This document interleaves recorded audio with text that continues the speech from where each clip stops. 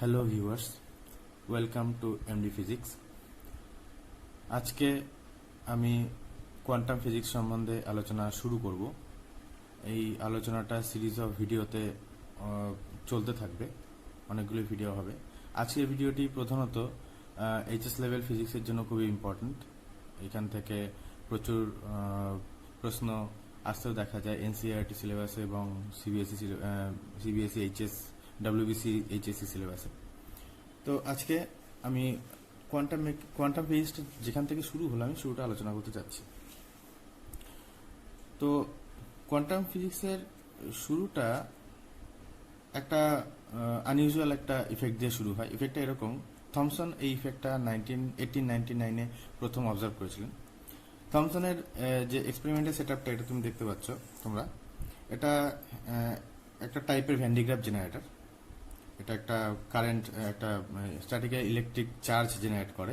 এই ডিস্কটা যদি আমি ঘোরাই তখন এখানটায় স্ট্যাটিক্যাল ইলেকট্রিক চার্জ জেনারেট করে, এবং যখন চার্জের পরিমাণটা খুব বেশি হয় তখন এটা যত ঘোরাতে থাকবো, ঘোরানোর সঙ্গে সঙ্গে এই দুটো ইলেকট্রোডের যে ফাঁকা জায়গাটার মধ্যে পিরিয়ডিক স্পার্ক হতে দেখা যাবে। একটার পর একটা স্পার্ক হতে দেখা যাবে। যতক্ষণ ঘোরাতে থাকবো এরকম পিরিয়ডিক স্পার্ক হতে দেখা যায়। এটা থমসন এক্সপেরিমেন্টটা ছিল, কিন্তু এই এক্সপেরিমেন্টে যে আনইউজুয়াল ইফেক্টটা দেখা গেছে সেটা সম্বন্ধে আমি বলতে যাচ্ছি।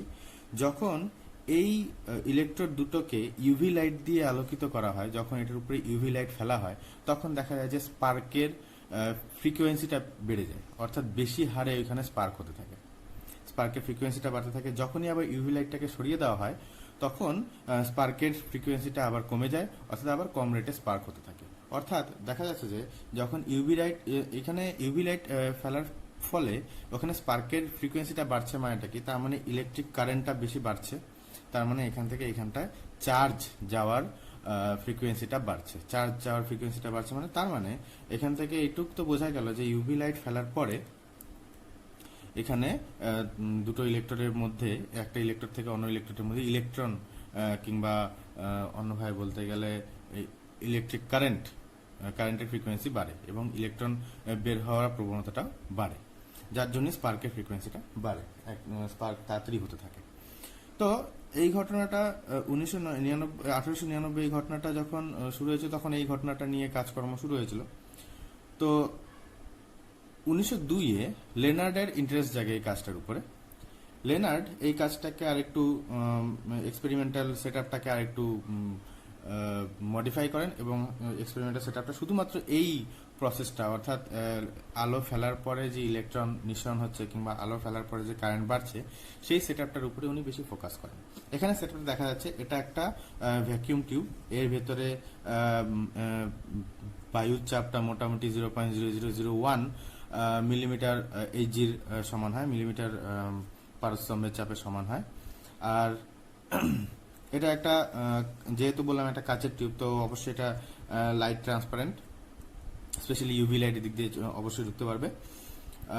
আর এই সেটআপটার সঙ্গে একটা পোটেনশিওমিটার অ্যারেঞ্জমেন্টের সাহায্যে, পোটেনশিওমিটার অ্যারেঞ্জমেন্টটা দেওয়ার কারণ, এই ক্যাথোডের সাপেক্ষে ক্যাথোডটাকে সাধারণত 0 ভোল্টেজে রাখা হয় গ্রাউন্ড করে নিয়ে, আর ক্যাথোডের সাপেক্ষে অ্যানোডটাকে আমি প্রয়োজন মতো নেগেটিভও করতে পারবো, আমি প্রয়োজন মতো পজিটিভও করতে পারবো।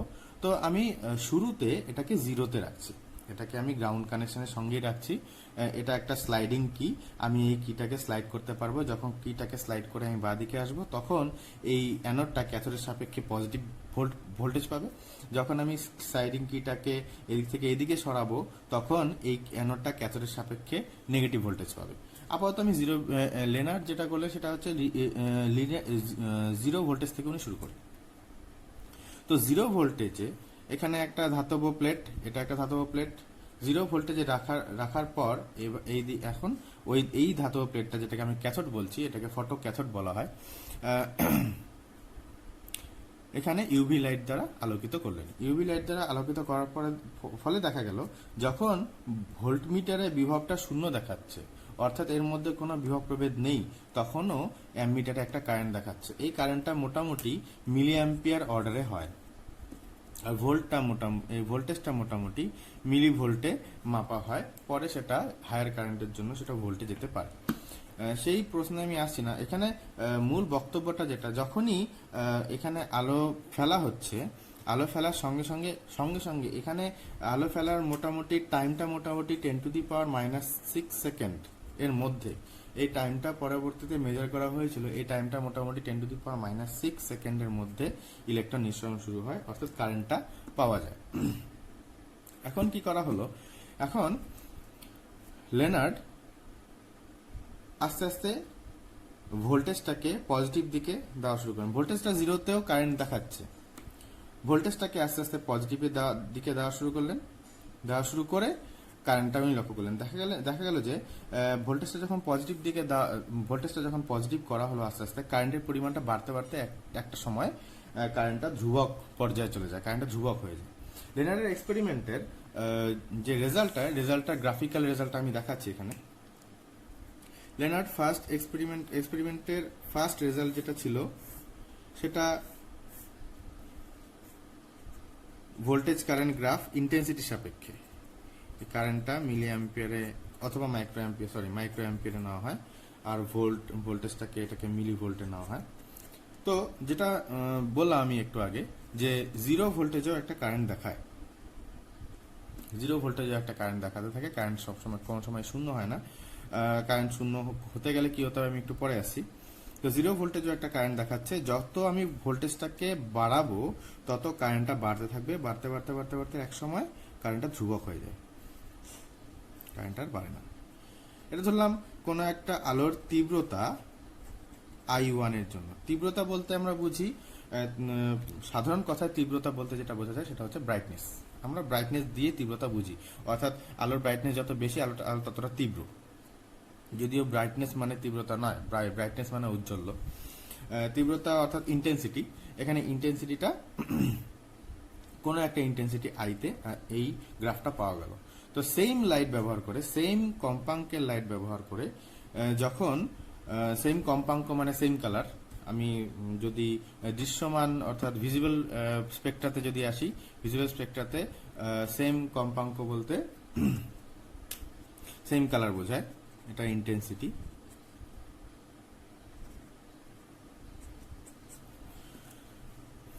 যখন ইন্টেন্সিটিটা সেম ফ্রিকোয়েন্সি, ইন্টেন্সিটিটা যখন বাড়ানো হলো, তখন দেখা গেল যে জিরো ভোল্টেজে কারেন্টটা একটু বেশি হলো, এবং কারেন্টটা ভোল্টেজটা যত আরো বাড়ানো হলো তখন কারেন্টটা আরেকটু বেশি মানে গিয়ে ধ্রুবক হলো, অর্থাৎ কারেন্ট একসময় ধ্রুবক হচ্ছে। এখানে এটা ইন্টেন্সিটি I2 জন্য, এটা তীব্রতা, কোন একটা তীব্রতা I2 জন্য। তীব্রতা যত বাড়ানো হয় তত দেখা যায় যে কারেন্টটা বাড়ে। তো কারেন্টটা একসময় ধ্রুবক হচ্ছে, তার মানেটা কি? ধ্রুবক হওয়ার মানেটা এটাই, কারেন্ট ধ্রুবক হওয়ার ঘটনাটাকে আমি এভাবে ব্যাখ্যা করতে পারবো আমরা। সেটা হলো যে এখান থেকে যে হারে ইলেকট্রন বেরোচ্ছে, এখানে ঠিক সেম হারে ইলেকট্রন ঢুকছে।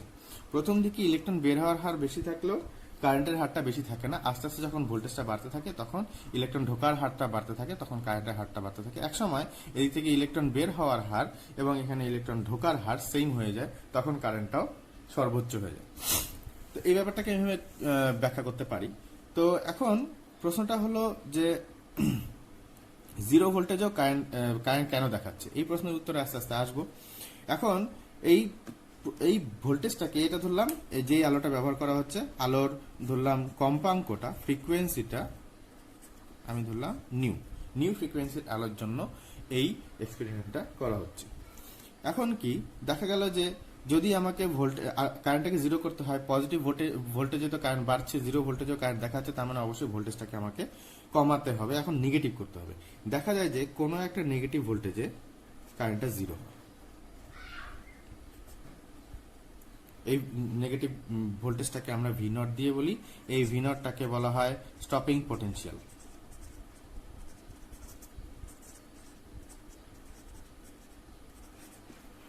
V0টাকে বলা হয় স্টপিং পোটেনশিয়াল। যদি আমি সেম ফ্রিকোয়েন্সির মধ্যেই থাকি, অর্থাৎ সেম কালারের আলোতেই যাচ্ছি, যদিও ইউভি লাইট ফেলা হয় এখানে কালারের কোনো ব্যাপার আমরা বুঝতে পারি না, কারণ ইউভি লাইট আমাদের চোখ ইউভি লাইটের জন্য সেন্সিটিভ নয়, তা আমরা ইউভি লাইট দেখি না। তবুও আমি ফ্রিকোয়েন্সিটাকে তোমরা কিভাবে ভিজুয়ালাইজ করবে সেটা বোঝার জন্য আমি জাস্ট কালারের কনসেপ্টটা তোমাদের দিলাম। ভিজিবল রেঞ্জে কি হয়, যত ফ্রিকোয়েন্সি চেঞ্জ করতে থাকে তত লাইটের কালার চেঞ্জ হতে থাকে। জেনারেলি লাল, রেড, লালের ফ্রিকোয়েন্সি সব থেকে কম হয়, আস্তে আস্তে বেগুনির ফ্রিকোয়েন্সিটা ভায়োলেটের ফ্রিকোয়েন্সি সব থেকে বেশি হয়। তো যদি ফ্রিকোয়েন্সিটাকে আমি চেঞ্জ না করি তো দেখা যায় যে এই অবস্থা থেকেও জিরো কারেন্ট ওই স্টপিং পোটেনশিয়ালটা চেঞ্জ করছে না। ফ্রিকোয়েন্সি যদি আমি সেম রাখি তাহলে স্টপিং পোটেনশিয়ালটা চেঞ্জ করছে না। সেম ফ্রিকোয়েন্সির জন্য ডিফারেন্ট ইন্টেন্সিটিতে ডিফারেন্ট স্যাচুরেটেড কারেন্ট অর্থাৎ ধ্রুবক কারেন্ট পেতে পারি, কিন্তু স্টপিং পোটেনশিয়ালটা সেম হচ্ছে। এটা লেনার্ডের এক্সপেরিমেন্টের ফার্স্ট অবজারভেশন। সেকেন্ড অবজারভেশনটা এরকম, যদি আমরা এখন ফ্রিকোয়েন্সি চেঞ্জ করতে থাকি,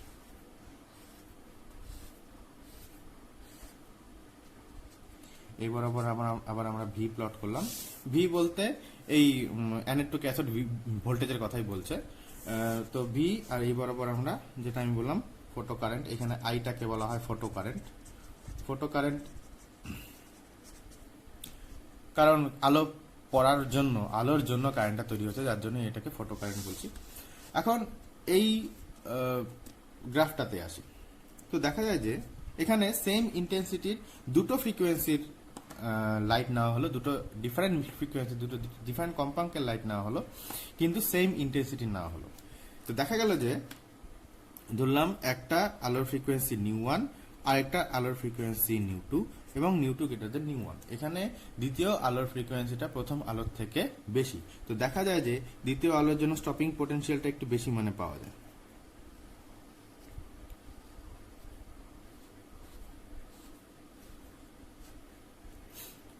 আর কম কম্পাঙ্কের আলোর জন্য স্টপিং পোটেনশিয়ালটা একটু কম মানে পাওয়া যায়। কিন্তু যেহেতু ইন্টেন্সিটিটা সেম,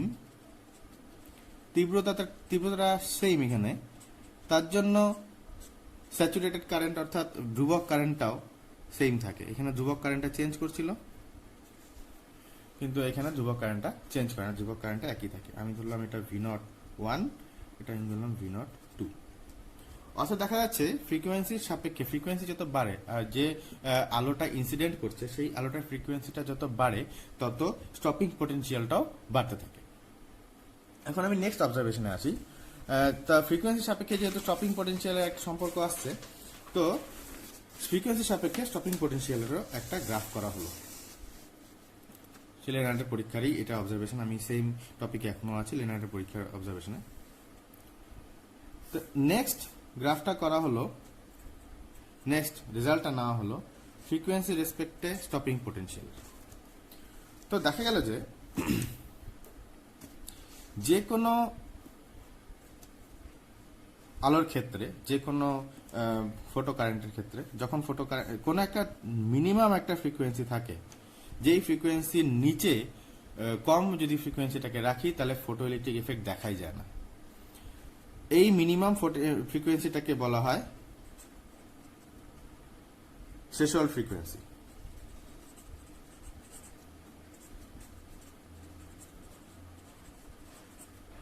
অর্থাৎ এই মিনিমাম ফ্রিকোয়েন্সির কমে এই ইফেক্টটা, এই আলো পড়ার পরে যে তোমার কারেন্টটা তৈরি হলো, এই ইফেক্টটাকে আমরা ফটো ইলেকট্রিক ইফেক্ট বলি। তো ফটো ইলেকট্রিক ইফেক্টটা দেখাই যায় না। তো যত ফ্রিকোয়েন্সি বাড়াতে থাকি তত স্টপিং পোটেনশিয়ালটা কি হয়, বাড়তে থাকে। এখন ধরলাম এটা আমরা পেয়েছি সোডিয়ামের জন্য। যদি যেই ধাতুটাকে আমরা ইউজ করছি সেই ধাতুটা যদি অ্যাটমিক নাম্বারটা বাড়তে থাকে, ধরলাম সাপোজ জিঙ্কের জন্য, এটা আমরা সোডিয়ামের জন্য পেলাম। জিঙ্কের জন্য থ্রেশহোল্ড ফ্রিকোয়েন্সিটা আরো বেশি হয়, আর ওর ক্ষেত্রেও স্টপিং পোটেনশিয়াল ফ্রিকোয়েন্সি রেসপেক্টে স্টপিং পোটেনশিয়ালের যে গ্রাফটা প্যারালালি চলতে থাকে। ধরলাম আমি জিঙ্কের জন্য। সেম ভাবে প্ল্যাটিনামের জন্য আরো দূরে পাবো। মোস্ট ক্ষেত্রে, মোস্ট মেটালের ক্ষেত্রে এটা ইউভি রেঞ্জেই থাকে, এই ফ্রিকোয়েন্সিটা ইউভি রেঞ্জেই থাকে। সোডিয়ামের ক্ষেত্রে অবশ্য এই থ্রেশহোল্ড ফ্রিকোয়েন্সিটা ভিজিবল রেঞ্জে পড়ে, এটা নীল এবং সবুজের মধ্যে থাকে। এই ফ্রিকোয়েন্সি থ্রেশহোল্ড ফ্রিকোয়েন্সিটা এই ভিজিবল রেঞ্জে পড়ে, কিন্তু পরে সেটা আবার ইউভি রেঞ্জে চলে যায়। তো এই পর্যন্ত এটা ছিল আমার লেনার্ড ফটো ইলেকট্রিক ইফেক্টের ধরুন লেনার্ডের যে অবজারভেশনটা, সেই অবজারভেশনটা এখানে দেখা গেল। এখন এই অবজারভেশনটার ব্যাখ্যাটা কি? এখন 1899 থেকে 1902 এর মধ্যে এই ঘটনাটার কোনো ব্যাখ্যা পাওয়া যাচ্ছিল না। ব্যাখ্যা পাওয়া না যাওয়ার কারণ, তখন পর্যন্ত আলো সম্পর্কে আমরা যেটা জানতাম, আলো এক ধরনের ইলেকট্রোম্যাগনেটিক ওয়েভ, একটা তড়িৎচুম্বকীয় এক ধরনের একটা তরঙ্গ। আর ইলেকট্রোম্যাগনেটিক ওয়েভ থিওরি থেকে যদি ব্যাখ্যা করা যায়, ব্যাখ্যাগুলো এরকম আসে। তো প্রথমে বলা হয়েছিল কি যে ইলেকট্রন পড়ার আলো পড়ার খুব সঙ্গে সঙ্গে ইলেকট্রনটা তৈরি হয়, অর্থাৎ এখানে টাইমের ডিফারেন্সটা প্রায় নেই বললেই চলে। কিন্তু ক্লাসিক্যাল ইলেকট্রোম্যাগনেটিক থিওরি এর ব্যাখ্যাটা ঠিকঠাক দিতে পারেনি। প্রথমত এই ব্যাখ্যা সম্বন্ধে ক্লাসিক্যাল ইলেকট্রোম্যাগনেটিক থিওরির যে ব্যাখ্যাটা ছিল সেটা হলো যে যদি আলো পড়ে, আলো পড়ার মোটামুটি 3 থেকে 4 মিনিট কিংবা 10 মিনিট এতটা সময় দরকার ইলেকট্রনটাকে বের হওয়ার জন্য, কিন্তু বাস্তবে তা হচ্ছে না। এখন এটার ব্যাখ্যাটা কিভাবে হবে? কারণ ক্লাসিক্যাল ইলেকট্রোম্যাগনেটিক থিওরি এর ব্যাখ্যাটা দিতে পারছে না। এর ব্যাখ্যাটা দিলেন বিজ্ঞানী আলবার্ট আইনস্টাইন 1905-এ। এই ব্যাখ্যাটার একটু হিস্ট্রিটা বলি। হিস্ট্রিটা এরকম, 1700 শতকে বিজ্ঞানী আইজাক নিউটন আলোকে প্রথম কণা হিসাবে কল্পনা করেছিলেন। আলোকে কণা হিসাবে কল্পনা করার কারণ, প্রথমত আলো সরলরেখায় চলে, আলো একটা স্ট্রেট লাইন বরাবর চলে। আর আলোর পথে যদি তুমি একটা অবস্ট্রিকেল ইউজ করো, তাহলে দেখবে যে আলোটা ছায়া তৈরি করে, অর্থাৎ অবস্ট্রিকেলের ওই পাশে আলোটা যেতে পারছে না। এটার কারণ কি? আলো সরলরেখায় চলছে।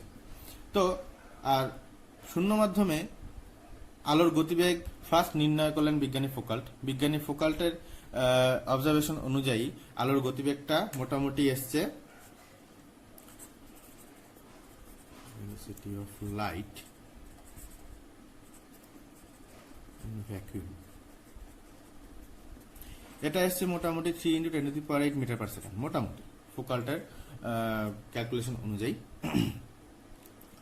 তো যেটা বলছিলাম যে যেহেতু আলোর বেগটা সবসময় সমান, আলোর বেগটা চেঞ্জ করে না, একটা স্থির বেগে সেটা যায়, তো নিউটন বললেন যে আলো অ্যাকচুয়ালি কণা সমন্বয়ে তৈরি। এই সমস্ত কণাগুলোকে নিউটন বললেন কর্পাসেল।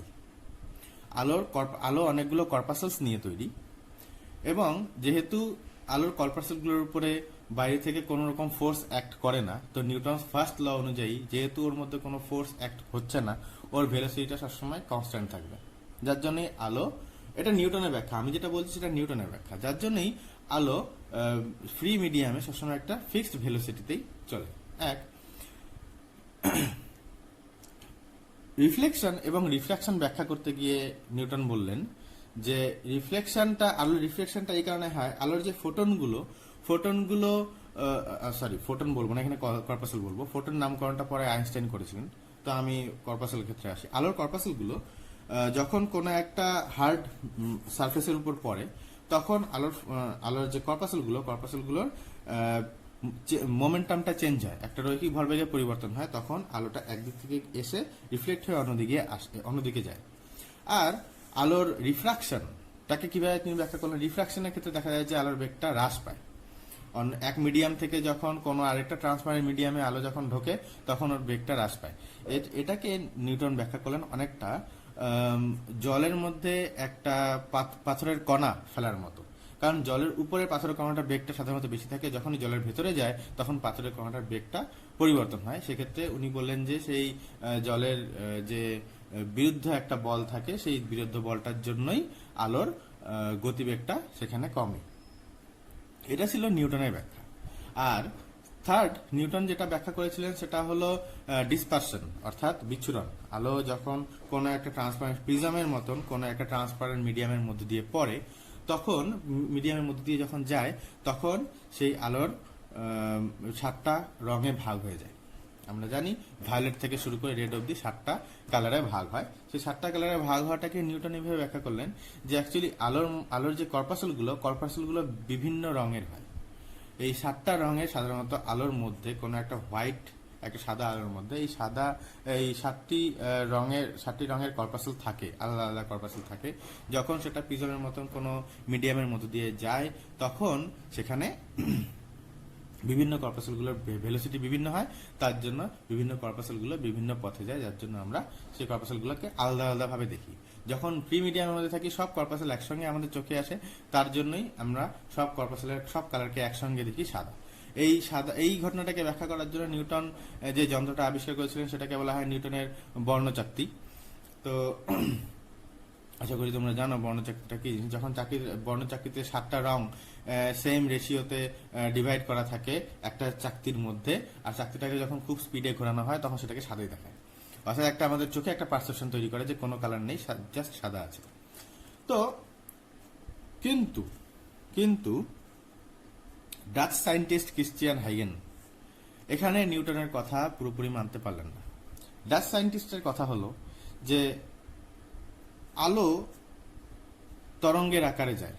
আলো তরঙ্গের আকারে যাওয়ার কারণটা হলো যে হ্যাঁ, কোনো একটা অবস্টিকেল যদি আমরা এই অবস্টিকেলটা রাখি, এই অবস্টিকেলের জন্য পিছনে আলো যেতে পারছে না, ঠিক আছে বুঝলাম, কিন্তু কোনো একটা শব্দের উৎসের সামনে যদি কোনো একটা অবস্টিকেল রাখি, সেই শব্দটাকে তো কোনোভাবে আটকাতে পারে না, অর্থাৎ শব্দটা তো আসে। তো এই আর্গুমেন্টটাকে আরো একটু পোক্ত রূপ দিলেন উনি এইভাবে, ক্রিশ্চিয়ান হাইগেন। যখন কোনো একটা ছায়া তৈরি হয়, তখন আলো আর ছায়ার মাঝখানে একটা অংশ থাকে, আলো ছায়ার মিশ্রণ থাকে সেখানে, অর্থাৎ সেখানটা পার্টলি আলো থাকে, পার্টলি ছায়া থাকে, একসঙ্গে থাকে, কোএক্সিস্ট করে। তাহলে এটা কিভাবে সম্ভব? তার মানে অবশ্যই আলোর কোনো কণা ধর্ম নেই, আলোর শব্দের মতো তরঙ্গ ধর্ম আছে। আর এই তরঙ্গ ধর্মের জন্য আলো যখন কোনো অবস্টিকেলের কাছ দিয়ে যায়, যখনই কোনো অবস্টিকেলের কাছ দিয়ে যাবে আলোটা, আমি যদি ধরি যে অবস্টিকেলটা এরকম, যখনই কোনো অবস্টিকেলের কাছ দিয়ে যায় আলোটা একটু বেঁকে যায়, যার জন্য এতটুকু অংশের মধ্যে, এতটুকু জায়গার মধ্যে একটা আলো ছায়ার একটা মিশ্রণ তৈরি। এই ঘটনাটাকে পরে মোটামুটি 1802 এর কাছাকাছিতে বিজ্ঞানী ফ্রনহোফার ও ফ্রেনেল যখন অপবর্তন ব্যাখ্যা করেন, এই ঘটনাটাকে বলা হয় আলোর অপবর্তন যখন এক্সপেরিমেন্টালি দেখালেন, তখন ক্রিশ্চিয়ান হাইগেনের এই কথাটা একদম সত্যি পরিণত হলো যে আলো কোনো একটা অবস্টিকেলের পাশ দিয়ে গেলে আলোর রাস্তাটা বেঁকে যায়। তো ক্রিশ্চিয়ান হাইগেনও তার আলোর তরঙ্গ তত্ত্ব দিয়ে প্রতিফলন এবং প্রতিসরণ দুটোকেই ব্যাখ্যা করলেন।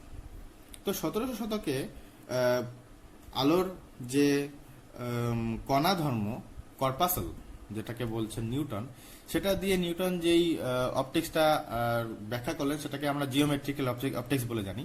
সেটা দিয়েও প্রতিফলন প্রতিসরণ এবং তখন পর্যন্ত যে সমস্ত আলোর ঘটনাগুলো আসে সেই ঘটনাগুলো ব্যাখ্যা করা যাচ্ছে। আবার ক্রিশ্চিয়ান হাইগেনের তরঙ্গ তত্ত্ব দিয়ে সেটা ব্যাখ্যা করা গেছে। তো সুতরাং তখন পর্যন্ত মানুষের কাছে একটা কনফিউশনের ব্যাপার ছিল যে আলো আদৌ কি, আলো পার্টিকেল, আলো একটা কণা, নাকি আলো একটা তরঙ্গ, ওয়েভ। পার্টিকেল আর ওয়েভের মধ্যে একটা কনফিউশন ছিল। তো তারপরে যখন 1801-এ থমাস ইয়ং একটা পরীক্ষা করলেন, double slit experiment, Thomas Young এর double slit experiment, interference experiment. Thomas Young এর ডাবল স্লিট এক্সপেরিমেন্টটা এরকম যে যদি আমরা একটা কার্ডবোর্ড আর কার্ডবোর্ডের মধ্যে যদি আমরা দুটো ছিদ্র করি, কার্ডবোর্ডটা এরকম কার্ডবোর্ডটা, আর কার্ডবোর্ডটার মধ্যে আমরা এইরকম দুটো ছিদ্র করেছি। যতটা ঠিক দেখাচ্ছি অতটা মোটা হয় না, অতটা ওয়াইড হয় না ছিদ্রটা আরো সরু হয়, অনেকটাই সরু হয়। কতটা সরু এখানে বলতে হয় তাহলে আলোর ওয়েভ লেংথের সমতুল্য হলে সব থেকে ভালো, কিন্তু এটা খুবই সরু হয়। এর পেছনে এই দুটো ছিদ্র থেকেই সেম ডিস্টেন্সে একটা আলোক উৎস রাখা হয়, এখানে একটা আলোক উৎস রাখা হয়, আর এখানে একটা পর্দা, একটা স্ক্রিন রাখা হয়। সেই স্ক্রিনে দেখা যায় কি যে যখন এখান থেকে এখানে আলোটা পড়ে, এখান থেকে এই একটাই আলো এই ছিদ্রতে দুটি ভাগে ভাগ হবে, ভাগ হয়ে এখানে পড়বে।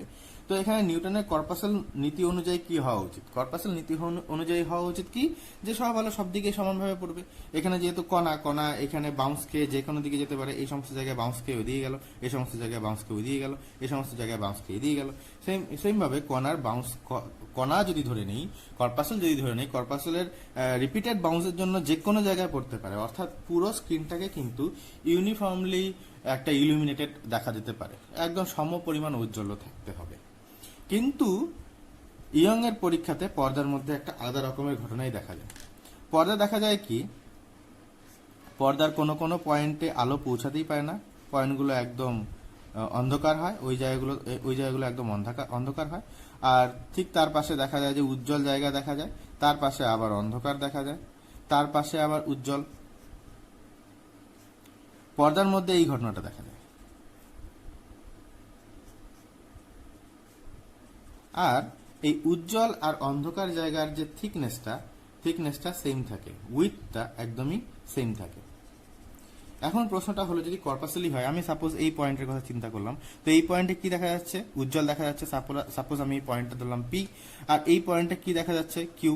এখানে অন্ধকার দেখা যাচ্ছে। প্রশ্নটা হলো, তাহলে এখান থেকে একটা আলো তো এদিকেও পড়ছে, আবার এখান থেকে একটা আলো আলো বা কর্পাসেস যদি বলি, এখান থেকে কিছু কর্পাসেস বাউন্সকে এখানে যাচ্ছে, এখান থেকে কিছু কর্পাসেস বাউন্সকে এখানে যাওয়ার কথা, কিন্তু যাচ্ছে না কেন? কর্পাসেল গুলো বাউন্স খেয়ে এই সমস্ত জায়গায় কেন পড়ছে? অল্টারনেটিভ ব্রাইট জায়গাতে কেন পড়ছে? যে জায়গাগুলো ডার্ক হয়ে গেল সেই সমস্ত জায়গায় কেন পড়ছে না? এটা সব থেকে বড় প্রশ্ন ছিল। এই ঘটনাটার ব্যাখ্যা ক্রিশ্চিয়ান হাইগেন তরঙ্গ তত্ত্ব থেকে দিলেন। এই ঘটনাটাকে বলা হয় আলোর ইন্টারফেরেন্স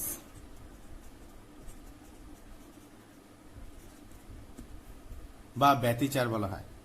ইন্টারফেরেন্সের জন্য আলোর যে শক্তিটা, যে অ্যাকচুয়ালি শক্তিটা ইউনিফর্মলি সব জায়গায় পড়া উচিত ছিল, কিন্তু সেই শক্তিটা ইউনিফর্ম ভাবে না পড়ে ডিস্ট্রিবিউটেড ভাবে পড়ে, ডিসক্রিট ভাবে শক্তিটা পড়ে। আলো একদম কন্টিনিউয়াস ভাবে সব জায়গায় ইলুমিনেশন হয় না।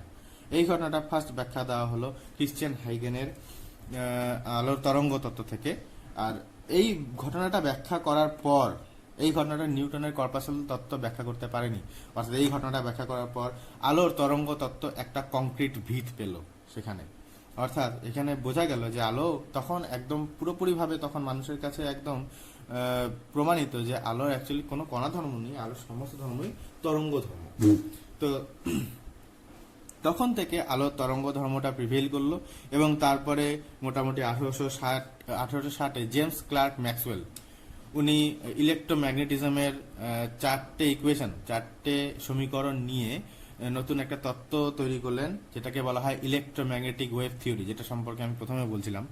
ইলেকট্রোম্যাগনেটিক ওয়েভ থিওরি দিয়ে আলোর সমস্ত ঘটনা ব্যাখ্যা করে দেওয়া হলো, এবং ম্যাক্সওয়েলের তত্ত্ব থেকেই বোঝা গেল আলো অ্যাকচুয়ালি সাধারণ কোনো ওয়েভ নয়। যদিও হাইগেনের সময় ধরা হয়েছিল আলোর যে তরঙ্গগুলো শব্দের মতো, অ্যাকচুয়ালি আলোর তরঙ্গগুলো শব্দের তরঙ্গ নয়, আলোর তরঙ্গটাকে বলা হয় ইলেকট্রোম্যাগনেটিক ওয়েভ বা ইএম ওয়েভ বলা হয়। ইএম ওয়েভ কখন তৈরি হয়? যখন মিডিয়ামের কোনো একটা জায়গায় পরিবর্তনশীল তড়িৎ ক্ষেত্র এবং চৌম্বক ক্ষেত্র থাকবে, একটা টাইম ভ্যারিং ইলেকট্রিক ফিল্ড এবং ম্যাগনেটিক ফিল্ড থাকবে। আদারওয়াইজ যদি কোনো ইলেকট্রিক ফিল্ড এবং ম্যাগনেটিক ফিল্ডের মধ্যে কোনো একটা চার্জ পার্টিকেল যদি অ্যাক্সিলারেটেড থাকে, কোনো একটা চার্জ পার্টিকেল যদি তড়িৎ ত্বরণে থাকে, তখন ওই জায়গা থেকে ইলেকট্রোম্যাগনেটিক ওয়েভ তৈরি হতে দেখা যায়। আলো একটা ইলেকট্রোম্যাগনেটিক ওয়েভ। এই আলোচনাটা শুরু হয়েছিল ফটো ইলেকট্রিক ইফেক্টে যে ইউভি রেটা ইউজ করা হচ্ছিল, সেটাও এক ধরনের ইলেকট্রোম্যাগনেটিক ওয়েভ। তো যেহেতু ইউভি রে ইলেকট্রোম্যাগনেটিক ওয়েভ, তো অবশ্যই জেমস ক্লার্ক ম্যাক্সওয়েলের যে শেষ পর্যন্ত যে ইলেকট্রোম্যাগনেটিক ওয়েভ থিওরি, একটা তড়িৎচুম্বকীয় তরঙ্গ তত্ত্ব, যেটা সেই তত্ত্ব দিয়ে অবশ্যই ফটো ইলেকট্রিক ইফেক্টটাকে ব্যাখ্যা করা সম্ভব হতো। কিন্তু যখন ফটো ইলেকট্রিক ইফেক্টটাকে ব্যাখ্যা করতে যাওয়া হলো জেমস ক্লার্ক ম্যাক্সওয়েলের সেই ইলেকট্রোম্যাগনেটিক ওয়েভ থিওরি দিয়ে, প্রথমে একটা ডিসক্রিপেন্সি দেখা গেল কি, যে আলো যখন পড়ার অ্যাটলিস্ট 2-3 মিনিট পরে ইলেকট্রন বের হওয়ার কথা, ইলেকট্রন সঙ্গে সঙ্গে, অর্থাৎ 10⁻⁶ সেকেন্ড, এত কম সময়ের মধ্যে বের হওয়ার কোনো কথাই নয়। এটা তড়িৎচুম্বকীয় তরঙ্গ তত্ত্ব বলছে। কিন্তু বাস্তবে লেনারের পরীক্ষা, এটা তো পরীক্ষা, অর্থাৎ নেচারে এরকম ভাবেই হচ্ছে, নেচারটা এরকমই যে খুব মানে ইনস্ট্যান্টানিয়াসলি আলোটা নির্গত হচ্ছে। তো প্রথম ব্যাখ্যাটা দেওয়া গেল না। দ্বিতীয়ত আরো কিছু কিছু ব্যাখ্যা ফটো ইলেকট্রিক ইফেক্টের, সেটা হলো যে আলোর ফটো ইলেকট্রিক ইফেক্টের আরেকটা ব্যাখ্যা যেটা দেওয়া যায়নি, সেটা হচ্ছে যদি আমরা এখানে দেখছিলাম কি যে তীব্রতা যত বাড়াচ্ছি তত কারেন্টটা বাড়ছে, ফটো কারেন্টটা অবশ্যই বাড়ছে, স্যাচুরেটেড ফটো কারেন্টটা অবশ্যই বাড়ছে, কিন্তু নিবৃত্তি বিভবটা অর্থাৎ স্টপিং পোটেনশিয়ালটা চেঞ্জ করছে না। এখন আমি একটু স্টপিং পোটেনশিয়ালের গল্পটাই আসি। স্টপিং পোটেনশিয়ালটা কি? অর্থাৎ যে নেগেটিভ পোটেনশিয়ালে ওই মেটাল প্লেট থেকে যে ইলেকট্রনগুলো বেরোচ্ছে, ইলেকট্রনগুলোর ভেরিয়াস অ্যামাউন্টে এনার্জি থাকতে পারে, কাইনেটিক এনার্জি। সর্বোচ্চ কাইনেটিক এনার্জি সম্পন্ন সেই ইলেকট্রনটাও ওই স্টপিং পোটেনশিয়ালের জন্য আর যেতে পারছে না, স্টপিং পোটেনশিয়ালে কারেন্টটা জিরো হয়ে যাচ্ছে। তাহলে স্টপিং পোটেনশিয়ালের যে শক্তিটা, স্টপিং পোটেনশিয়ালের যে পোটেনশিয়াল এনার্জিটা, সেটা ওই সর্বোচ্চ গতিশক্তি সম্পন্ন কোনো একটা ইলেকট্রনের গতিশক্তি সমান, কারণ ওই গতিশক্তিটাই পুরোপুরি স্থিতিশক্তিতে রূপান্তরিত হয়ে যাচ্ছে যখন স্টপিং পোটেনশিয়ালে যাচ্ছে। তো আমি যদি ধরে নিই যে ফটো ইলেকট্রিক প্লেট থেকে, ওই ফটো সেন্সিটিভ প্লেট থেকে যখন ইউভি রেসটি পড়বে, তখন ইউভি রে যখন পড়বে তখন ভেরিয়াস এনার্জি ইলেকট্রন বের হতে পারে। তার মধ্যে কোনো ইলেকট্রিক শক্তি সর্বোচ্চ বেশি হবে, কোনো ইলেকট্রনের শক্তি সর্বোচ্চ সব থেকে কম হবে। কিন্তু স্টপিং পোটেনশিয়ালের ক্ষেত্রে কি হচ্ছে, সর্বোচ্চ গতিশক্তি সম্পন্ন যে ইলেকট্রনটা, সেই ইলেকট্রনটাও আর যেতে পারছে না। তাহলে সেই স্টপিং পোটেনশিয়ালের যে পোটেনশিয়াল এনার্জিটা আমরা কিভাবে পাই? আমরা জানি যে পোটেনশিয়াল এনার্জি চার্জের জন্য সেটা হচ্ছে charge into potential difference.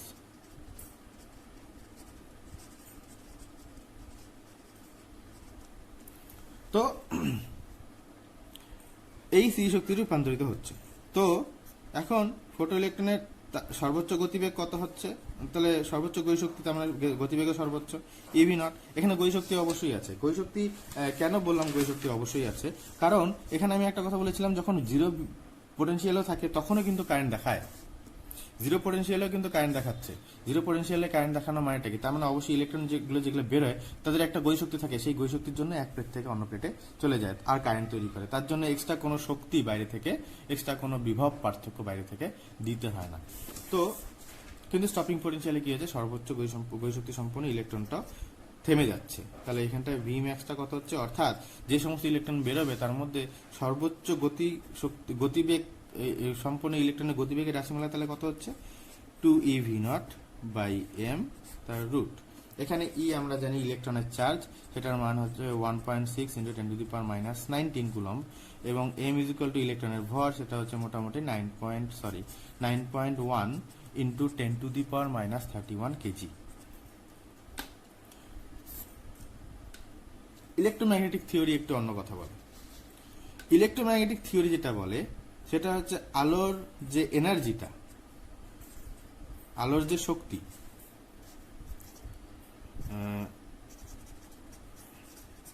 Energy of light is proportional to intensity, অর্থাৎ তীব্রতা।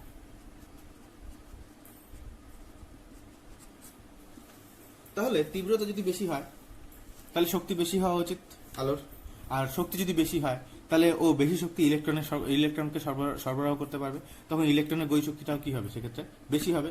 তার মানে তীব্রতা বাড়লে ইলেকট্রনের গতিশক্তি বেশি হওয়ার কথা, অর্থাৎ তীব্রতা বাড়লে, আমি তড়িৎচুম্বকীয় তরঙ্গ তত্ত্বের কথা বলছি, তড়িৎচুম্বকীয় তরঙ্গ তত্ত্ব অনুসারে তাহলে তীব্রতা যদি বাড়াই তাহলে আলোর শক্তি বেশি হওয়ার কথা, আলোর শক্তি বেশি হলে বেশি শক্তি ইলেকট্রনটা পাবে, আর ইলেকট্রনের শক্তি যদি বেশি হয় তাহলে নিবৃত্তি বিভব বেশি হবে। অর্থাৎ তীব্রতা বাড়লে নিবৃত্তি বিভব বাড়া উচিত, যেটা তড়িৎচুম্বকীয় তরঙ্গ তত্ত্ব বলে। কিন্তু এখানে সেই ঘটনাটা ঘটছে না।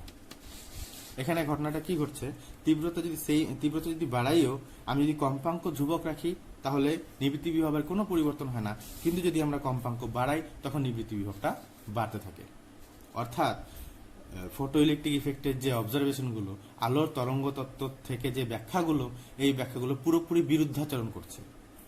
অর্থাৎ আলোর যে তরঙ্গ ধর্ম, অ্যাজ ইফ তরঙ্গ ধর্ম এখানে কাজই করছে না। অ্যাজ ইফ আলোটা কোনো তরঙ্গই নয়, তাহলে আলোটা কি? এই প্রশ্নের উত্তর দিলেন অ্যালবার্ট আইনস্টাইন 1904-এ। অ্যালবার্ট আইনস্টাইনের যে আইডিয়াটা, অ্যাকচুয়ালি অ্যালবার্ট আইনস্টাইন ম্যাক্স প্ল্যাঙ্কের একটা আইডিয়াকে নিয়ে এই ফটো ইফেক্টটা ব্যাখ্যা করেছিলেন। তার জন্য 1905-এ ওনাকে নোবেল প্রাইজ দেওয়া হয়েছিল। ম্যাক্স প্ল্যাঙ্কের আইডিয়াটা এরকম ছিল যে যখন কোনো একটা বডি, ম্যাক্স প্ল্যাঙ্ক জেনারেলি এটা ব্ল্যাক বডির জন্য তৈরি করেছেন। ব্ল্যাক বডি সেই সমস্ত বস্তুগুলোকে বলা হয় যারা আলো শোষণও করতে পারে, আবার আলো বিকিরণও করতে পারে।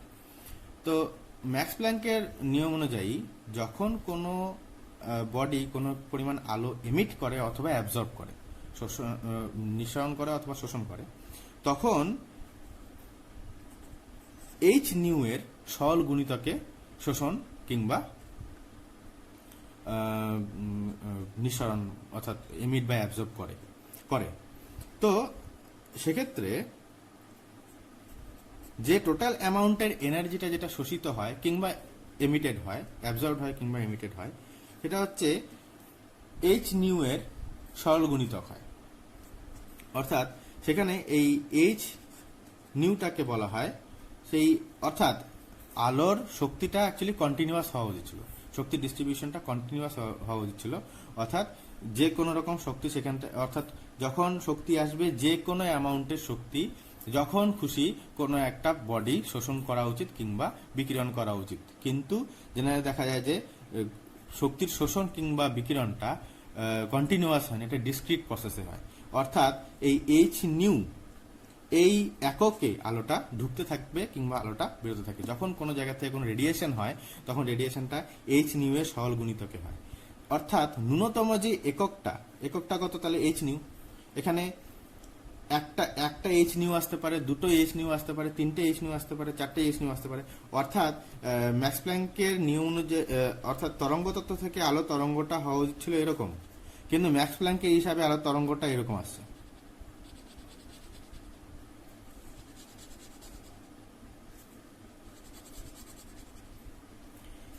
এই এক একটা অংশের শক্তি এইচ নিউ, যেখানে নিউটা কি, নিউটা হচ্ছে ফ্রিকোয়েন্সি অফ ইনসিডেন্ট লাইট। যেই লাইটটা পড়লো সেই লাইটের ফ্রিকোয়েন্সি। অর্থাৎ কোনো বডি যখন কোনো পরিমাণ রেডিয়েশন এমিট করবে তখন কিন্তু এই এইচ নিউ এর সরল গুণিতকে এমিট করবে। একটা এইচ নিউ অথবা দুটো এইচ নিউ অথবা তিনটে এইচ নিউ অথবা চারটে এইচ নিউ অথবা এনটা এইচ নিউ। এই সংক্রান্ত একটা ইনফরমেশন একটা আমি তোমাদের সাথে শেয়ার করব। আমাদের চোখে মিনিমাম 20টা এইচ নিউ পড়তে হয়, না হলে আমাদের চোখে সেই আলোটা মোটামুটি সেই আলোটাকে আমরা ভিজুয়াল দেখতে পাই না, বুঝতে পারি না।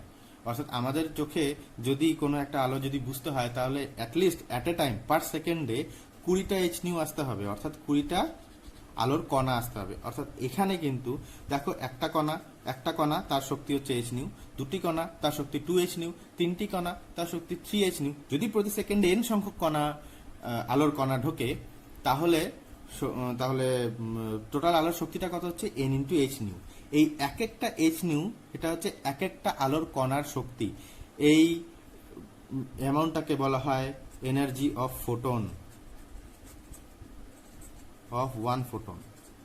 ফোটন নামকরণটা ফার্স্ট দিলেন অ্যালবার্ট আইনস্টাইন। অ্যালবার্ট আইনস্টাইনের ফোটনের আলোকে সেই আবার নিউটনের সেই কথা এখানে ফলতে দেখা গেল, যে নিউটন যে প্রথম বলেছিলেন যে আলো অ্যাকচুয়ালি কণার স্রোত, এখানে আবার সেই কণার স্রোতটা গল্পটা আসলো। এখন এই ইকুয়েশনটার কথা বলি, এই ইকুয়েশনের কোনো ম্যাথমেটিক্যাল ব্যাকগ্রাউন্ড নেই, কিন্তু এই ইকুয়েশনটা ব্যাখ্যা করা হয়েছিল রেডিয়েশনটাকে ব্যাখ্যা করার জন্য।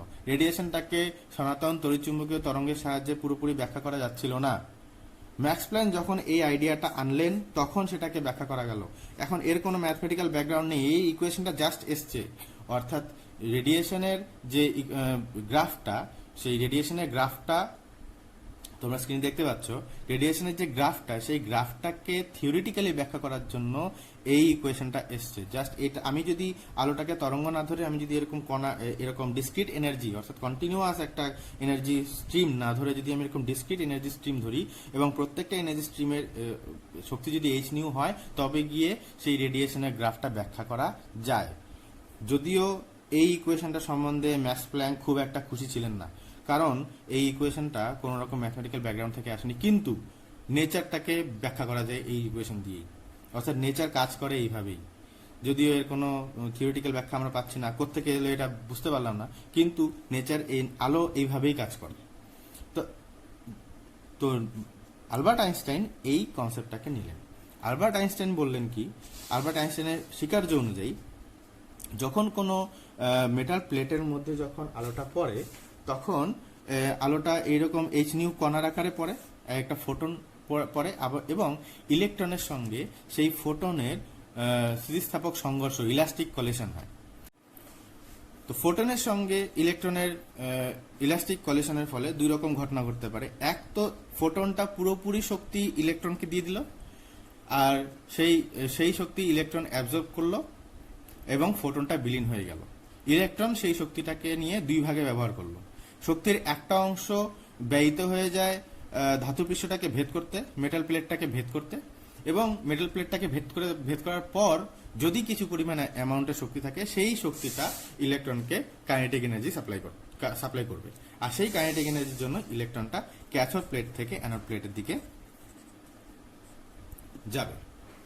তো অবশ্যই তার মানে এটা কি, তড়িৎচুম্বকীয় তরঙ্গ তত্ত্ব যেটা বলছিল আলোর শক্তি অ্যাকচুয়ালি ইন্টেন্সিটির সঙ্গে সমানুপাতিক, কিন্তু কণা তত্ত্ব অর্থাৎ কোয়ান্টাম, এইখান থেকে কোয়ান্টাম থিওরির সূত্রপাত।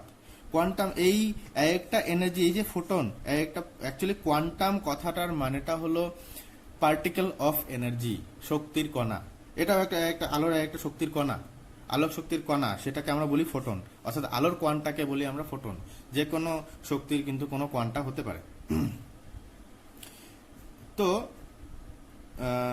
যেটা আমি বলতে যাচ্ছিলাম যে পুরো ইলেকট্রন কি করবে, তো এখানে কি ইলেকট্রন কি বাকি শক্তিটা গৈ শক্তিতে রূপান্তরিত করবে, গৈ শক্তির ফলে ক্যাথোড থেকে অ্যানোডে যাবে। এখন তাহলে দেখছি যে এই শক্তিটা ফ্রিকোয়েন্সির সঙ্গে প্রপোর্শনাল হচ্ছে, তাহলে ফ্রিকোয়েন্সি, আর এখানে কি হচ্ছে, এক একটা ফোটনের, এটা ধরলাম আমি এন সংখ্যক ফোটনের মোট শক্তি, এখানে এক একটা ফোটনের শক্তি হচ্ছে এইচ নিউ, এক একটা ফোটনের সঙ্গে ইলেকট্রনের ইলাস্টিক কলিশন হয়, এবং যার জন্য ইলেকট্রনটা ধাতু পৃষ্ঠটাকে ভেদ করে এবং বাইরে বেরোয়। এখন দেখছি যে এই শক্তিটা নিউ এর সঙ্গে সমানুপাতিক, তাহলে নিউ যত কমবে তত এই শক্তিটা কমতে থাকবে। নিউ কমতে কমতে কমতে কমতে দেখা গেল যে শক্তি এমন একটা কম্পাঙ্কে আসবে, যেটাকে আমি কি বলছিলাম, যেটাকে আমি বলছিলাম থ্রেশহোল্ড ফ্রিকোয়েন্সি। থ্রেশহোল্ড ফ্রিকোয়েন্সিতে কি হয়, থ্রেশহোল্ড ফ্রিকোয়েন্সিতে যে ফ্রিকোয়েন্সির আলোটা থাকে, সেই ফ্রিকোয়েন্সির যে ফোটনটা যখন ইলেকট্রনের সঙ্গে যখন ইলাস্টিক কলিশন হয়, তখন ইলেকট্রনটাকে জাস্ট মেটাল প্লেটটাকে ভেদ করার মতনই শক্তি দেয়, এর থেকে বেশি শক্তি দিতে পারে না। যার জন্য ইলেকট্রনটা তখন, ওই ইলেকট্রনগুলো তখন, যদি আমি ধরি যে আলোটা পড়ছে, সেই আলোটা যদি নিউ নট কম্পাঙ্কের হয়, ইলেকট্রনটা জাস্ট এখান থেকে বেরোবে, কিন্তু ওই পর্যন্ত যেতে পারবে না, কারণ ওর কোনো গৈ শক্তি থাকে না। তখন ইলেকট্রনটা এরকম একটা রিজিয়নের মধ্যে জমে থাকে, অ্যাকিউমুলেট করে থাকে। এই অঞ্চলটাকে আমরা বলি স্পেস চার্জ। যদি এই সম্পর্কে পরে আলোচনা করব। এই অংশটাকে বলা হয় স্পেস চার্জ, যদি আমরা নিউ নট কম্পাঙ্ক দিই, নিউ নট ফ্রিকোয়েন্সির আলোটা দিই। অর্থাৎ এইচ নিউ নট হচ্ছে অ্যামাউন্ট অফ এনার্জি, যে এনার্জিটা কিসের জন্য কাজে লাগে, জাস্ট এই মেটাল প্লেটটাকে ভেদ করে বেরোতে। এইটাকে আমরা ই নট দিয়ে বলি না, এটাকে অ্যাকচুয়ালি বলি ডাব্লু নট দিয়ে। এই ডাব্লু নটটাকে বলা হয় ওই মেটাল প্লেটের ওয়ার্ক ফাংশন। মেটাল প্লেটের কেন বলছি, কারণ ডিফারেন্ট মেটাল প্লেটের ওয়ার্ক ফাংশন ডিফারেন্ট হয়। এখানে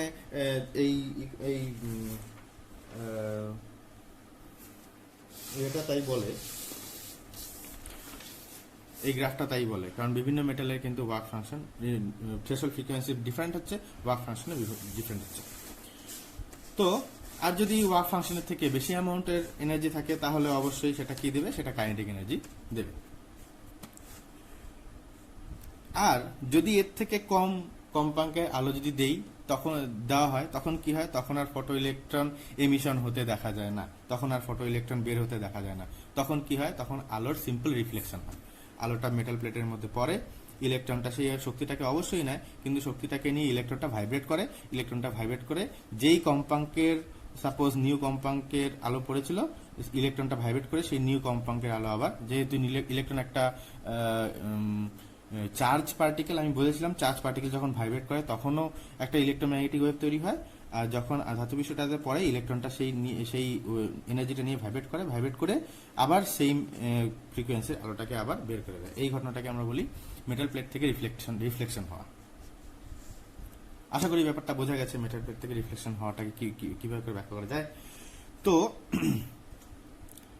তো যদি আপতিত আলোর, যেই আলোটা ইনসিডেন্ট করছে সেই আলোর ফ্রিকোয়েন্সিটা যদি এই থ্রেশহোল্ড ফ্রিকোয়েন্সি থেকে কম হয় তাহলে সিম্পল রিফ্লেকশন হবে, সেক্ষেত্রে কোনো রকম ফটো ইলেকট্রন এমিশন দেখা যাবে না। যার জন্যই কিন্তু একটা পার্টিকুলার ফ্রিকোয়েন্সি কিংবা তার থেকে বেশি ফ্রিকোয়েন্সির আলো দরকার, এর জন্য ইউভি রেটাই বেশি কার্যকারী হয়। এর থেকে কম ফ্রিকোয়েন্সির আলো কিন্তু জাস্ট রিফ্লেকশন হয়, সেখানে কোনো রকম ফটো ইলেকট্রিক ইফেক্ট দেখায় না। তো এখন আইনস্টাইনের এই ইকুয়েশনটাকে আমরা একটু ম্যাথমেটিক্যালি ব্যাখ্যা করি। তো ম্যাথমেটিক্যালি ব্যাখ্যা করলে কি হবে, যে ইনসিডেন্ট ফোটন এনার্জি, তা ইলেকট্রন নিচ্ছে, ইলেকট্রন নিয়ে দুটো কাজ করছে। একটা অংশ চলে যাচ্ছে ওয়ার্ক ফাংশনটাকে তৈরি করতে, বাকিটা কি দিচ্ছে, বাকিটা দিচ্ছে কাইনেটিক এনার্জি অফ ফটো ইলেকট্রনগুলোকে কাইনেটিক এনার্জি দিচ্ছে, kinetic energy of photo electrons. আমি এখানে সর্বোচ্চ সমস্ত ফোটনের সমস্ত শক্তিটাকে নেওয়ার কথা বলছি। আমি এখানে বলে দিই, যদি ফটো ইলেকট্রনের সব শক্তিটাই ইলেকট্রন নিয়ে নেয় তাহলে কাইনেটিক এনার্জিটা সর্বোচ্চ হবে, আর যদি সব শক্তি না নেয় তাহলে কাইনেটিক এনার্জিটা সর্বোচ্চ হবে না, একটু কম হবে। আমি সর্বোচ্চটাকেই সেই, আর বাকিটা কি হবে, বাকি এনার্জিটা কি হবে, বাকি এনার্জিটা ফোটন হিসাবেই সেটা ধরো রিফ্লেক্ট হয়ে বেরিয়ে গেল, কিংবা অন্য কোন রূপে শক্তিটা কনভার্ট হয়ে গেল। তো আমি সর্বোচ্চ এনার্জিটাই বলছি। তো ধরলাম এই এইচ নিউ, আমি ধরলাম ইনসিডেন্ট একটা এনার্জি, ইনসিডেন্ট ফোটন তৈরি হচ্ছে, যে ইনসিডেন্ট ফোটনের ফ্রিকোয়েন্সিটা হচ্ছে নিউ, তাহলে ইনসিডেন্ট ফোটনের এনার্জিটা হচ্ছে এইচ নিউ একটা হচ্ছে পার্টিকেল, সেই নিউটা অবশ্যই গ্রেটার দেন নিউ নট, কারণ থ্রেশহোল্ড ফ্রিকোয়েন্সি বেশি হতে হবে, না হলে কোনোভাবেই ফটো ইলেকট্রিক ইফেক্ট দেখাবে না।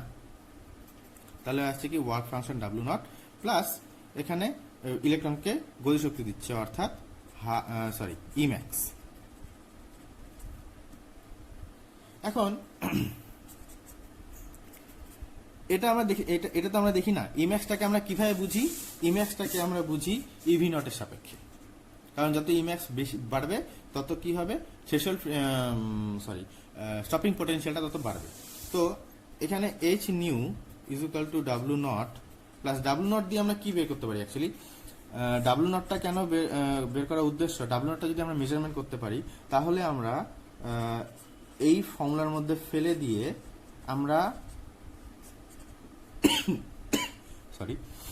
আমরা কোনো মেটাল প্লেটের থ্রেশহোল্ড ফ্রিকোয়েন্সিটা বের করতে পারবো। এখানে এইচটাকে বলা হয় প্ল্যাঙ্কস কনস্ট্যান্ট, আমি একটু আগে বলিনি কথাটা, এইচটাকে বলা হয় প্ল্যাঙ্কস কনস্ট্যান্ট, এর ভ্যালুটা হয় মোটামুটি 6.63 ইন্টু 10⁻⁻34 জুল সেকেন্ড। তো যেটা আমি বললাম ইভি নট।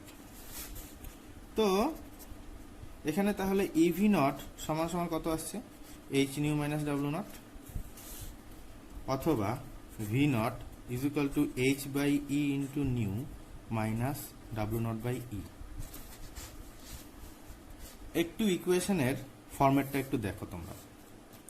আমি যদি ভি নটটাকে ওয়াই অ্যাক্সিস বরাবর প্লট করি আর নিউটাকে যদি এক্স অ্যাক্সিস বরাবর প্লট করি, তাহলে অনেকটা y is equal to m x plus c এর মতন। অবশ্যই এটা প্লাস সি না মাইনাস সি, মাইনাস সি মানে ইন্টারসেপ্টটা নেগেটিভ ইন্টারসেপ্ট, পজিটিভ ইন্টারসেপ্ট না। অর্থাৎ আমি যদি এই গ্রাফটা ড্র করি, গ্রাফটা এরকম হবে।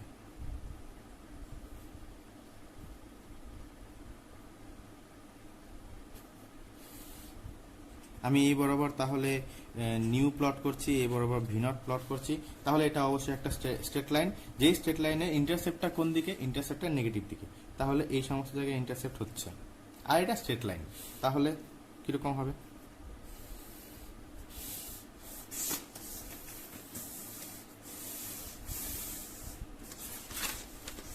অনেকটা এই গ্রাফটার মতন। মনে হয় তোমরা দেখতে পাচ্ছ কিনা, তো দেখে নাও একবার, অনেকটা এই গ্রাফটার মতন। অর্থাৎ দেখা গেল যে আইনস্টাইনের থিওরিটা একদম এই গ্রাফটাকে ভালোভাবে ব্যাখ্যা করতে পারছে। এখন আইনস্টাইনের এই থিওরিটা ঠিক কিনা কিভাবে বুঝবো? এখানে কি করা হয়, গ্রাফ পেজ থেকে এই ইন্টারসেপ্টটাকে নির্ণয় করা হয়। এই ইন্টারসেপ্টটা কত? W0/E। এবং এই স্লোপটাকে নির্ণয় করা হয়। স্লোপ কত? tan theta.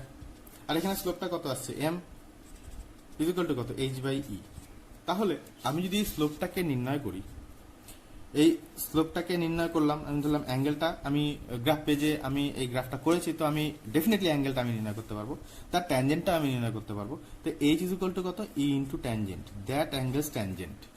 তাহলে আমি সেই ট্যানজেন্টের সঙ্গে যদি ই গুণ করি, যদি দেখা যায় যে প্ল্যাঙ্কস কনস্ট্যান্টের ভ্যালুটাই দিচ্ছে, তাহলে আইনস্টাইন থিওরি ঠিক।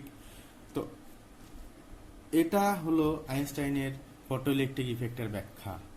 আর এখান থেকে দেখা গেল যে শেষমেশ যেই আমার কাছে গ্রাফটা এসছিল, লেনার্ড এক্সপেরিমেন্টের যে শেষের যে গ্রাফটা এসেছিল, যেই গ্রাফটা অ্যাকচুয়ালি আমরা এক্সপেরিমেন্টালি ড্র করতে পারবো, সেই গ্রাফটাকে আইনস্টাইনের থিওরি পুরোপুরি খুব সাবলীলভাবে ব্যাখ্যা করতে পারছে। অর্থাৎ আইনস্টাইন এখানে আবার কোয়ান্টাম থিওরিটাকে প্রাধান্য দিল। উনি কোয়ান্টাম থিওরিটাকে কিন্তু আবার রিকগনিশনে আনলেন, যেই রিকগনিশনটা প্রায় ছিলই না যখন আলোর তরঙ্গ তত্ত্ব যখন ডেভেলপ করতে শুরু করলো এবং একের পর এক ঘটনা আলোর সব তরঙ্গ তত্ত্ব দিয়ে ব্যাখ্যা করা শুরু হলো, তখন কিন্তু আলোর কণা তত্ত্ব, নিউটন যেই কথাটা বলেছিলেন কণা তত্ত্ব, সেই কথাটা প্রায় হাওয়াতেই উড়ে গেছিল। কিন্তু যখন ম্যাক্স প্ল্যাঙ্কের থিওরি, ম্যাক্স প্ল্যাঙ্কের ফোটন এনার্জি কনসেপ্টটা যখন আবার ফটো ইলেকট্রিক ইফেক্টে, প্রথমে তো সেটাকে রেডিয়েশনে ব্যাখ্যা করার জন্য ইউজ হয়েছিল, তারপরে যখন আবার ফটো ইলেকট্রিক ইফেক্টটাকে ব্যাখ্যা করা হলো, তখন কিন্তু আলোর যে কোয়ান্টা, সেই কোয়ান্টা সম্বন্ধে ধারণাটা আবার আমাদের কাছে পরিষ্কার হলো। তো অ্যাকচুয়ালি আলোর নেচারটা কি? এখান থেকে দেখা যাচ্ছে যে আলো কিছু কিছু ঘটনা, যেমন রিফ্লেকশন, রিফ্র্যাকশন, ডিফ্র্যাকশন, ইন্টারফারেন্স, এই সমস্ত ঘটনা তৈরি হয় আলোর ওয়েভ নেচার দিয়ে। এই সমস্ত ঘটনাগুলোকে ব্যাখ্যা করা যায় আলোর ওয়েভ নেচার দিয়ে। আবার ফটো ইলেকট্রিক ইফেক্ট, আরেকটা ইফেক্টের কথা আমি পরে আরেকটা ভিডিও বানাবো সেই সম্পর্কে, যদিও এটা এইচএসসি সিলেবাস ইনক্লুডেড নয়, তার জন্য আমি ভিডিওতে দিইনি। আরেকটা ঘটনা হচ্ছে যেমন কম্পটন ইফেক্ট। তারপরে যেটা আমি বললাম ম্যাটার রেডিয়েশন, যেই ম্যাক্স প্ল্যাঙ্কের যে রেডিয়েশন থিওরি, যেখানটা যে কোনো বস্তু যখন কোনো আলো রেডিয়েট করে, ইলেকট্রোম্যাগনেটিক ওয়েভ রেডিয়েট করে, সেই রেডিয়েশন থিওরি, প্রত্যেকটা থিওরি কিন্তু দেখা যায়, ওই থিওরিগুলো কিন্তু ব্যাখ্যা করা যাচ্ছে আলোর কণা ধর্মটাকে দেখিয়ে, অর্থাৎ পার্টিকেল। তাহলে কিন্তু আলোর দুইটা ধর্মই থাকছে, কিন্তু আলোর ওয়েভ ধর্ম আছে, আলোর তরঙ্গ ধর্ম আছে, আবার আলোর পার্টিকেল ক্যারেক্টারিস্টিকও আছে। এই ঘটনাটাকে বলা হয় ওয়েভ পার্টিকেল ডুয়ালিটি।